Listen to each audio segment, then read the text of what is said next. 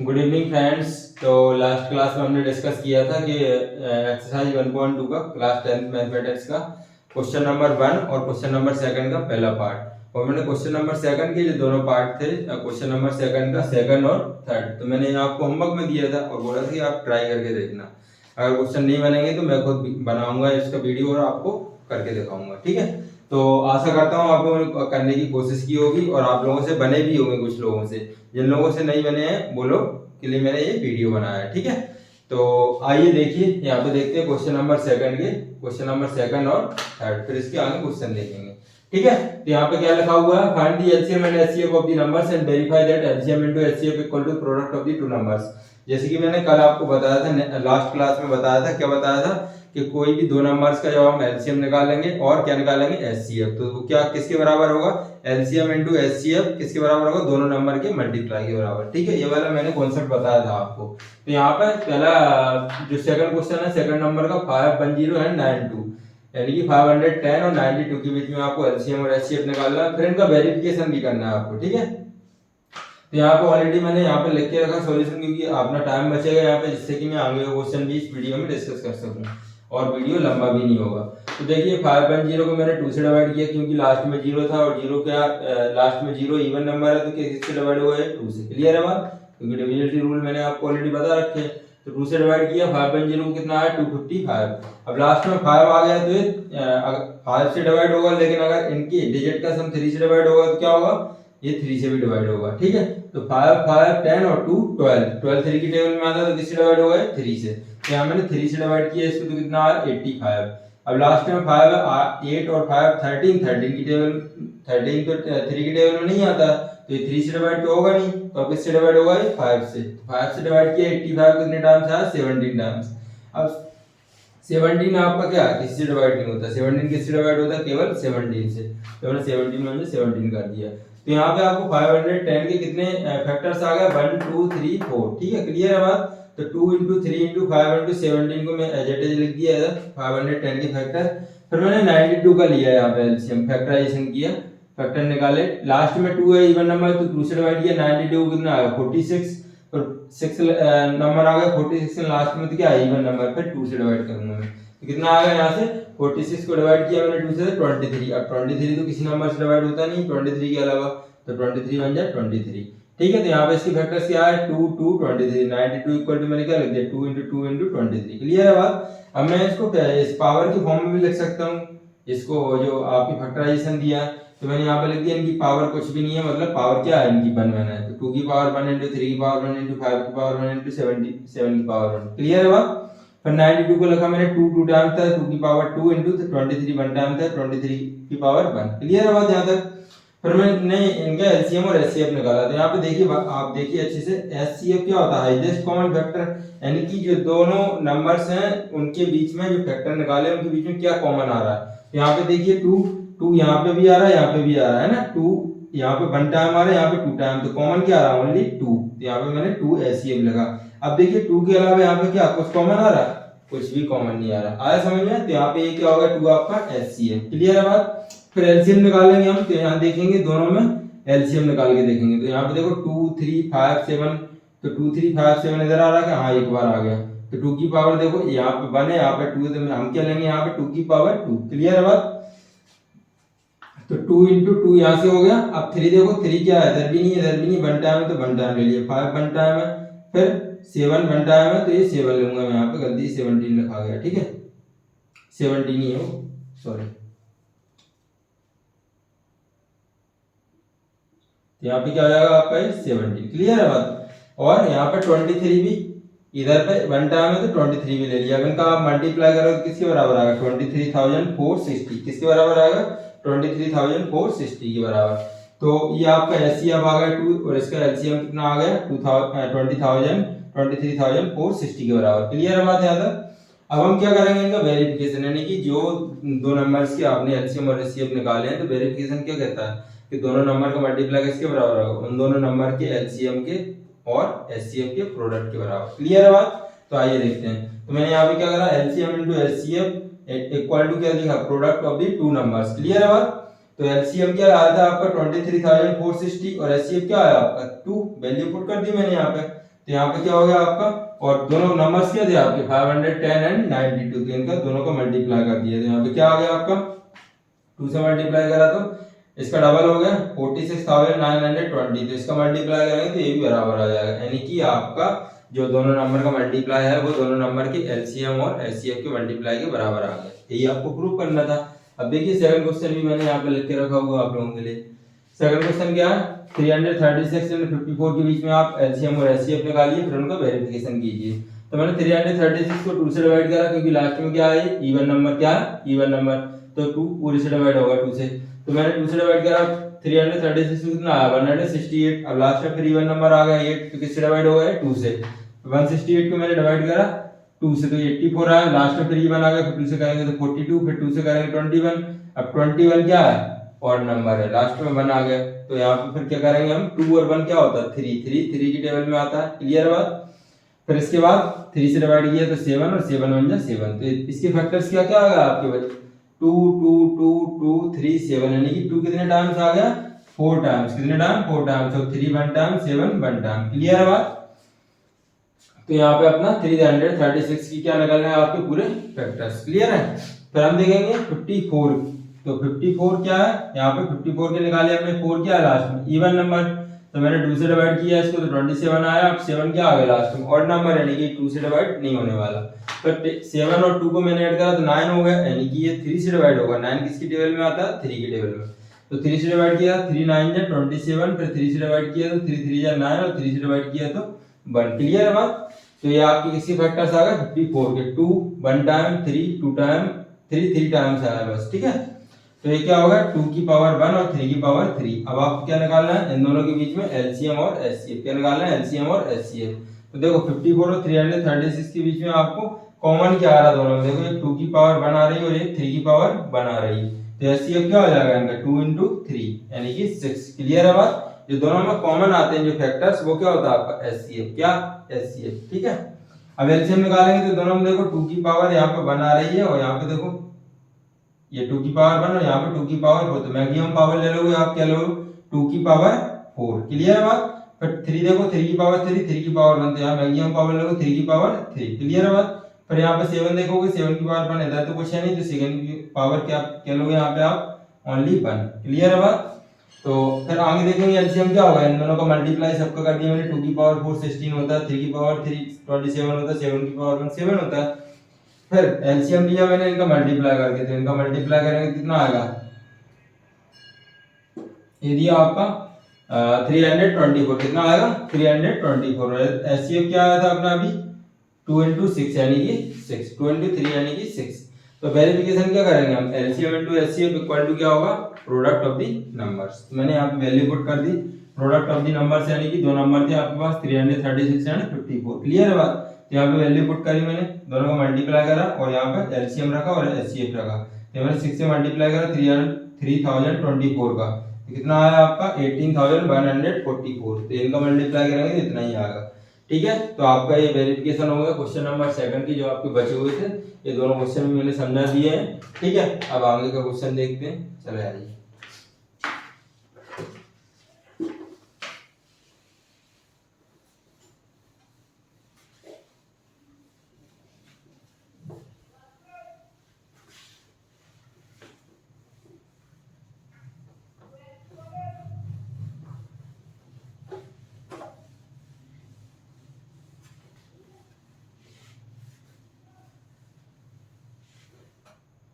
आइए question number अगला देखते हैं, question number 3। Find the LCM and HCF of the following integers by applying the prime factorization method, ठीक है। Question number 3 क्या बोल रहा है, find the LCM and HCF of the following integers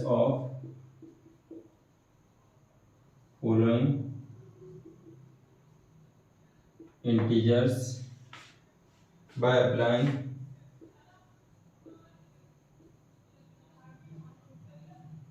prime factorization method,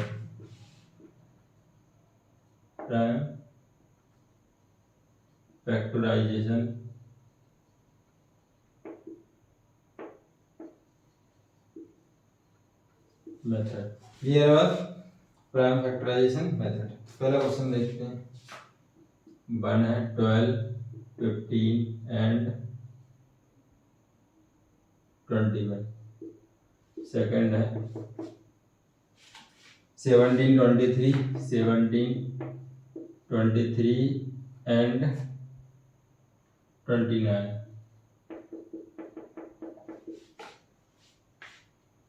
8, 9, 25, 8, 9 and 25। Clear है? चलो आइए question को देखते हैं। जैसे बोला गया find the LCM and HCF of the following integer by prime factorization method, यानी कि लास्ट जो क्वेश्चन किया उसमें क्या एलसीएम निकालना था आपको और एचसीएफ, लेकिन उसके साथ में वेरिफिकेशन भी करना था। ठीक है, लेकिन यहाँ पे क्या निकालना आपको, केवल एलसीएम और एचसीएफ। तो आइए देखते हैं माय डियर स्टूडेंट्स। आइए तो मैं 12 का यहाँ पे फैक्टराइजेशन करता हूँ मेथड से। तो 2 6 या 12, 2 3 जा 6 और 3 1 जा 3। फिर मैं करता हूँ 15 का, 3 5 जा 15, 5 1 जा 5। फिर करता हूँ मैं 21 का, 3 7 जा 21 और 7 1 जा 7। तो 12 किसके बराबर आया आपका 2 इंटू 2 इंटू 3, यानी कि 2 की पावर 2 और 3 की पावर 1। और 15 किसके बराबर आया आपका 3 इंटू 5, यानी कि 3 की पावर 1 और 5 की पावर 1। और 21 किसके पास आया आपका 3 इंटू 7, यानी कि 3 की पावर 1 और 7 की पावर 1। क्लियर है बात? अब यहाँ पे देखते हैं हम एचसीएफ, दोनों में कॉमन क्या आया। ठीक है, HCF, तो इनमें हाईएस्ट कॉमन फैक्टर क्या है जो कॉमन आया। देखिए यहाँ पे 3 आया, यहाँ पे भी 3 आया, यहाँ पे भी 3 आया। क्लियर है बात? 5 यहाँ पे आया, 7 यहाँ पे ये नहीं आया, 5 7 दोनों में नहीं आया, न 2 आया इधर। तो क्या हो जाएगा आपका HCF कितना हो जाएगा, ओनली 3। क्या हो जाएगा HCF 3। क्लियर है बात? ये दोनों में कॉमन आया। देखो 3 यहाँ पे भी कॉमन आया, यहाँ पे भी आया। 3 के अलावा कुछ कॉमन दिख रहा है इन दोनों तीनों नंबर में? नहीं दिख रहा। तो आपका क्या हो जाएगा ये 3 HCF। फिर एलसीएम निकालेंगे हम। ठीक है, तो एलसीएम कैसे निकालेंगे, देखो 2 की पावर 2 लिखेंगे पहले। तो पहला नंबर देखो 2 की पावर 2। क्लियर है बात? अगर 2 की पावर 2 लिख ली, फिर 2 की पावर 2 और कहीं नहीं आ रहा है, इससे ज्यादा कुछ नहीं आ रहा। फिर 2 के बाद आएंगे 3 पे। तो 3 कितने टाइम आया, 1 टाइम। 5 कितने टाइम आया, 1 टाइम। और 7 कितने टाइम आया, 1 टाइम। तो ये क्या हो जाएगा आपका एलसीएम, यानी कि 4 इंटू 3 इंटू 5 इंटू 7।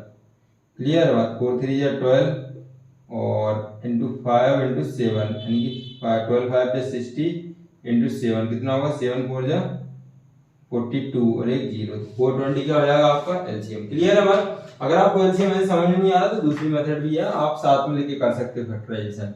12 है, 15 है, 21 है, इनको साथ में डिवाइड कर दो। 2 6, 15 नहीं जाएगा, 21 नहीं जाएगा। फिर 2 से करेंगे 3, फिर 15, फिर 21। फिर 2 से नहीं आएगा, 3 से करेंगे 1 5 और 7।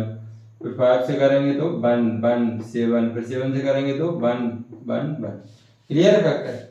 फिर तो आपका क्या आ गया, तीनों का फैक्टराइजेशन क्या आया, 2 2 टाइम्स आया, 3 1 टाइम्स आया, 5 1 टाइम आया और 7 1 टाइम आया। देखो यही आ गया आपका। क्लियर है बात? तो आपको अगर ये समझ में नहीं आ रहा है इनमें से एलसीएम कैसे लेना है, तो आप क्या करो, सभी नंबर्स के एलसीएम ले लो, ऐसे साथ में फैक्टराइजेशन कर दो।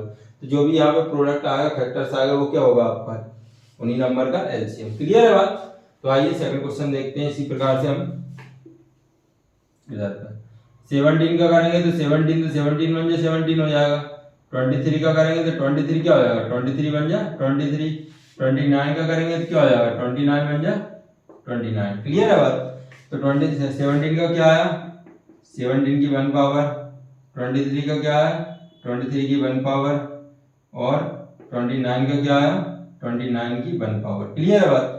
तो इनके एचसीएफ निकालेंगे तो क्या आएगा, इनमें कुछ कॉमन नहीं आ रहा है, इनकी क्या कॉमन आ रहा, 1। क्लियर है बात? क्लियर है बात? फिर एलसीएम निकालेंगे तो एलसीएम क्या आएगा, देखो तीनों में क्या अलग अलग है सभी, तो तीनों को मल्टीप्लाई हो जाएगा एलसीएम। ठीक है, तो जो भी आंसर आया आप इसको मल्टीप्लाई करके निकाल लीजिएगा। ठीक है, कोई बात नहीं, मल्टीप्लाई करना है उसमें। तो फिर इसके आगे बढ़ते हैं, क्वेश्चन नंबर 3। आइए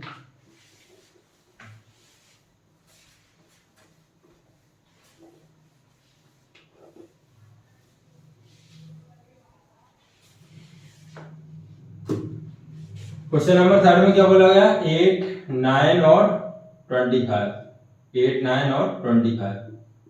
तो 8 की निकालूंगा मैं, 2 4 जा 8, 2 2 जा 4, 2 1 जा 2। 9 के निकालूंगा, 3 3 जा 9, 3 1 जा 3। 25 के निकालूंगा, 5 1 जा 5, 5 5 जा 25 और 5 1 जा 5। 8 किसके बराबर है, 2 3 टाइम्स।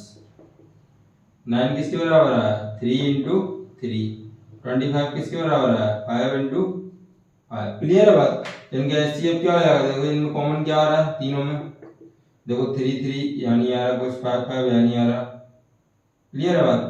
तो इसमें क्या कॉमन आएगा आपका, 2 इधर आ रहा तो इधर नहीं आ रहा, तो एचसीएफ क्या हो जाएगा इनका 1। क्या हो जाएगा एचसीएफ 1। क्लियर है बात। और एलसीएम क्या हो जाएगा इनका, डायरेक्ट मल्टीप्लाई, क्योंकि इनमें कुछ कॉमन नहीं आ रहा। तो एलसीएम कितना हो जाएगा, देखो 2 की पावर 3 इंटू 3 की पावर 2 इंटू 5 की पावर 2। क्लियर है बात। तो इसको सॉल्व करेंगे तो कितना आएगा, 2 की पावर 3 8 इंटू 9 इंटू 25। 9 8 जो 72 इंटू 25। तो 25 टू जो कितना होगा 50, और 25 7 जो कितना होगा 75 और 5, तो कितना हो जाएगा ये 800। कितना हो जाएगा 800। 25 टू जो 50 और कैरी कितना आ रहा है 5, 25 7 जा 175 और कैरी कितना था 5, तो कितना आएगा ये 180। कितना आएगा 180। तो ये क्या हो जाएगा आपका एलसीएम। क्लियर है बात। तो इस वीडियो में देखा हमने, इस लेक्चर में क्या क्या पढ़ा, क्वेश्चन नंबर सेकंड की, क्वेश्चन नंबर सेकंड और थर्ड, क्वेश्चन नंबर थर्ड के कितने थे, क्वेश्चन नंबर 1 2 3। ठीक है। तो आशा करता हूँ आप लोगों को ये समझ में आया होगा। अगर कोई डाउट है तो कमेंट सेक्शन में आप अपना डाउट बता सकते हैं, उसको हम क्लियर करेंगे। और आराम से पढ़ते जाइए, धीरे धीरे अपने नोट्स बनाते जाइए, क्योंकि आपको फिर बाद में दिक्कत होगी। आप स्टार्टिंग से पढ़ते जाएंगे तो आपके कॉन्सेप्ट क्लियर होते जाएंगे। तो बने रहिए बीएम कोचिंग क्लासेस से कनेक्टेड। अब आपकी साइंस की क्लासेस भी कंटिन्यू हो गई हैं, जो आपके सर हैं उन्होंने साइंस की क्लासेस भी कंटिन्यू कर दी हैं। जैसे पहला चैप्टर साइंस का है आपका, वो सर ने डाल दिया है, अपलोड कर दिया है, तो आप उसको भी देखें। ठीक है। तो ठीक है, फिर मिलते हैं नेक्स्ट लेक्चर में। Okay, thank you.